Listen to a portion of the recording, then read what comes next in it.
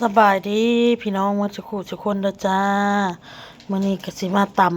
ำอันนี้พี่น้องเส้นอันมาล่าเด้เส้นดำๆที่อันเขากินกับจุ่มจีนนี่แหละสิมาตำใส่กับตีนไก่แล้วก็มีข้าวปุ้นน้ำแหน่ข้าวปุ้นน้อยหนึ่งกินบ่บอลมาพี่น้องอ้นสิลงมือตำบัดนี้เตรียมตำใส่เผ็ดตำโบได้เฮ็ดเผ็ดเด้อพี่น้องเด้อยันสมเล็กเต็กตักกินน้ำบ่ได้พี่น้องเลยอ้าวลูกร้านน่ะกินน้ำบ่ได้พวกเราตำเผ็ดก่อนใส่แป้งนัวลงไป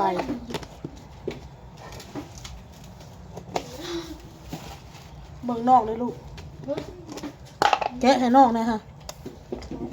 ใส่น้ำตาล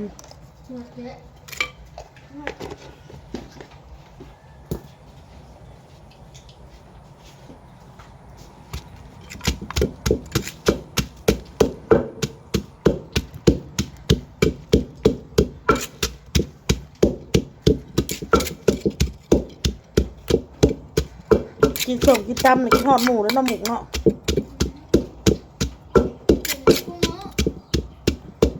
ชูบเบื่อบ่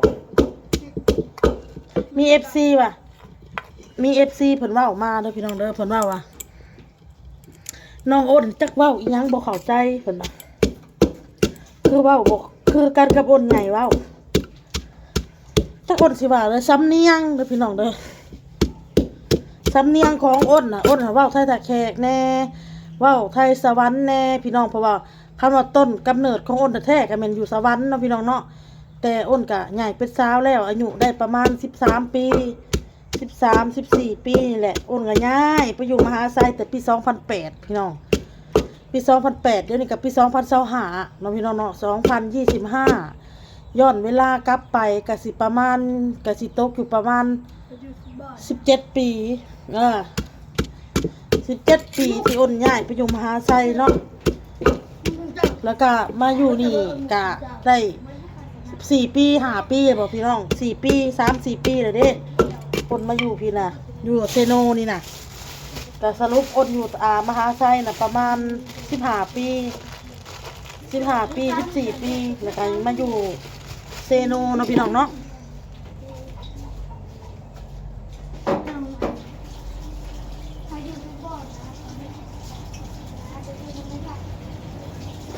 สำเนียงมันก็บ่คือกันพี่น้องจักอ้นสิเปรียบเทียบไปได้จักสิเว้าแบบใดเนาะบางที FC เพิ่นว่าจักเว้าเด้อๆว่ะบ่เข้าใจว่าซั่นคันไทยทะแขกหรือว่าไทยมหาไซเนาะพี่น้องเนาะเขาก็สิเว้าเห็นบ่คันเว้าเรื่องทะแขกขึ้นมาแล้วก็เสียงกันยังเงินไปทางพุ่นได้พี่น้องเอ้ยโอนก็ได้คนไทยทะแขกไทยอัน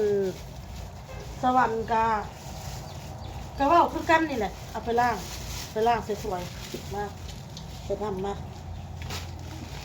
คือไทยอันมหาไซค่ะไปน้ำเดียวมาน้ำเดียวไทยสวรรค์เขาบอกว่าไปนำกันมานำกันเดี๋ยวสิเดพี่น้องไปนำกันมานำกันสำเนียงที่จริงกับมันกับว่าคือกันนั่นแหละพี่น้องเลยแช่มาที่จะปูมาแก้ให้ไม่จะเบิ่งมันแห้งชุดเบิร์ดแต่ไม่ให้เขาแก้ให้จะเบิ่งมันแห้งชุดเบิร์ดแต่ไม่ให้เขาแก้ให้ไทยตะแขกมาเด้อมากินตำน้ำเดียวเด้อไทยสวัสดิ์มาเด้อกินตำประมาณนี้พี่น้องไทยตะแขกสิออกเงินไทยมหาไซน่ะไทยอันสวรรค์น่ะสิออกแข็งๆพี่น้องเนาะอ้นกะเลยสำเนียงก็เลย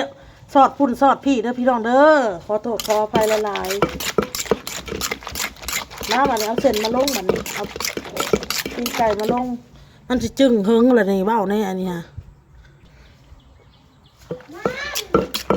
ใส่ตีนไก่ลงไปเลยพี่น้องกับเส้นอันนี้ก็สิแซ่บหมดแซ่บกันขอบคุณน้ำเอากระทะมาด้วยไข่มุกด้วยไข่มุกมักเลยพี่น้องประเภทต่ำเลยสิมากให้เข้ามากินแล้วเราพากันหาอาบน้ำอาบน้ำได้ไป เป่าเค้กได้วันเกิดน้องลุงเลยแต่อบอุ่นเล่า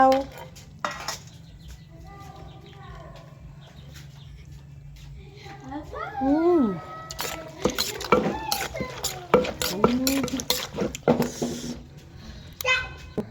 สบายดีป้าลุงสบายดีป้าลุง เอาโต้เห็นยังเอาโต้เล่นลูกนี่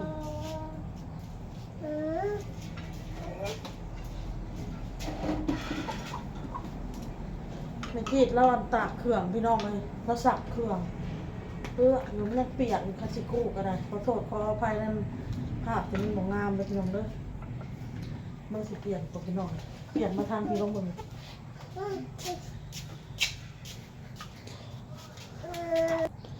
หันมาทางพี่น้องเลยคือสิงามนะมันสบายดีพี่น้องมาเป็นอะไรหมกตุกติแซ่บป่ะโต้จะลิ้นนะโต้แซ่บแบบกินไก่ต้มเปื่อยอยู่ป่ะ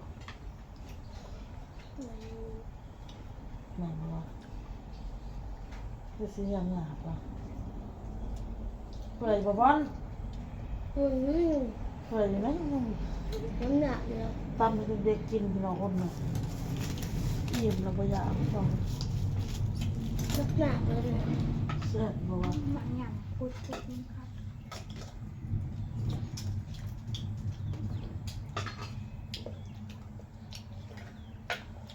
จังได๋เนาะสมๆหวาน มาเป็นยังไง ๆ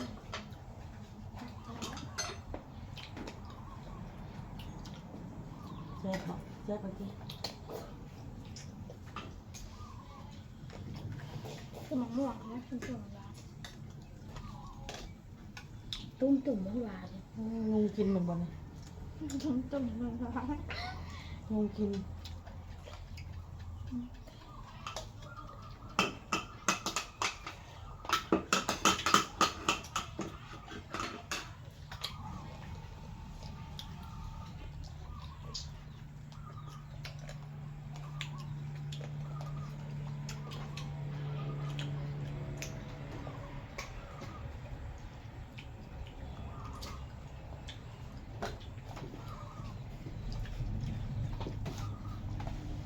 พอแล้วตามกินเอาโต้จะเล่นเอาโต้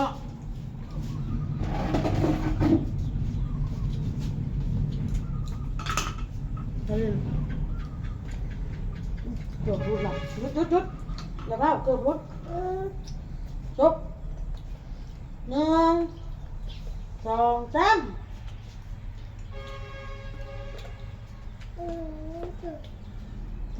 หนาบ่นะครับก็นอนอาบน้ำนี่ค่ะอาบน้ำแต่งตัวพี่น้องปรินเทวันน้องหมกกับไปแหละปรินลุงไปเป่าเค้กบอลกับไปหาอาบน้ำแต่งตัวหอมๆเด้อ ร้อยหมูหอม แต่งตัวหอมอาบน้ำซาหัวก็หอมแล้วแป้งฟัน ทากับแป้งนี่นะ ทากับแป้ง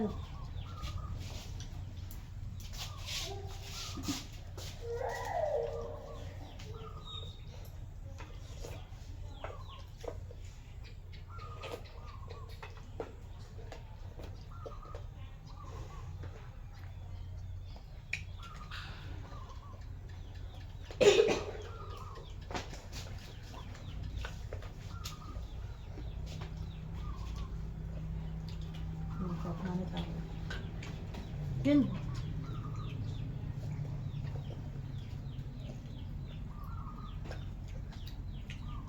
เสียบลูก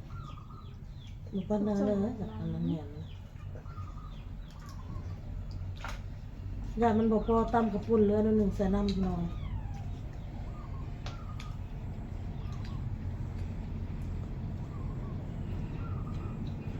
ถ่ายว่าคือมีFCไปคอมเมนต์มาหรอกพี่น้องอ้นถึงว่า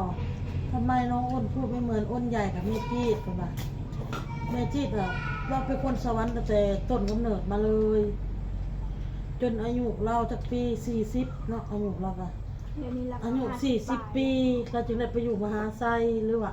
ตอนนี้เราก็50เท่าไหร่วะ 50ปลาย 55บ่ให้บ่ฮอด54 55บ่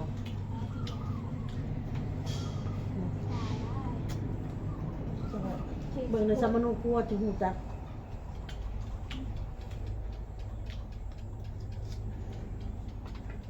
สำเนียง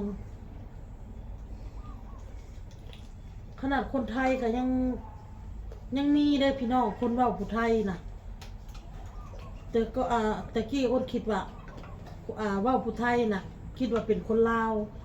ตอนอ้นไปทำงานอยู่ไทยเนาะอ้นไปทำแถวนครพนมนี่แหละพี่น้องแล้วก็มีแบบคนไทยแหละแต่เพิ่นน่ะเว้าอันสำเนียงออกผู้ไทยนะเพลอก็เพลนะอ้นก็เลยว่าจะเป็นคนลาวบ่เราบ่เราเว้าคนกับคนไทยนี่แหละเอาเจ้าคือเว้าอัน สบายดีพี่น้อง เจ้าคือว่าผู้ไทยเอ้าเราผู้ไทยเราข่อยคนไทยเรนูเราอ่ะ ไม่ไผไทยได้นม โอ้โหคนไทยว่าเพื่อนสำเนียง ป้า เล จะ ย ได้ปลาพัวอยู่ในนม ไหนป่ะ ปฏิกลูกไม่เท่าโป้งปีนเลย เนาะ เราไปอยู่เรโนแล้วเอาพัวอยู่เรโนจะปีแล้วไม่มาหาปีแล้ว เอา ไปอยู่ ใส่นมในนมเด้ขนมเด้ใส่นมค่ะมากินหน่อยมาใส่นมใส่นมเด้แล้วใส่นมค่ะใส่นม ปลาปี เอามาอนมมา ใส่บะบอน มันหูจักเลยแบบเอาขนมมามันก็เอามานี่เลย ชื่อเลยของแม่ก็ หักโบเว้าพี่น้องเลย ขนมอะเนี่ย เบ้าเลยเด็กน้อยดีปลาไปไทยเบ้า น้องยังบอกเป็น เพราะอันนั้นบอกเป็นแต่แม่โอ้ยอะไรแม่ไปปันใบบุญกินเด้อเจอใบบุญเด้ปันใบบุญกินเด้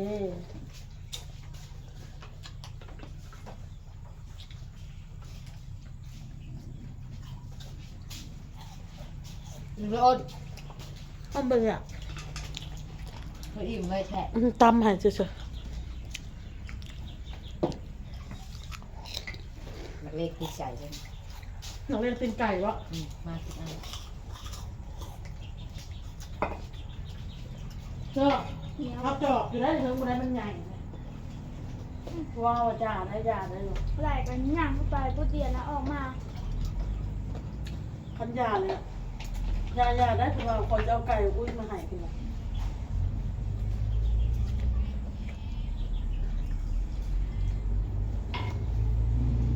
กลัวเขาญาติบ่ได้มาโอทีมันนี่ มาเป็นอะไรมาเถอะ มาดูมาอย่าง ฝนตก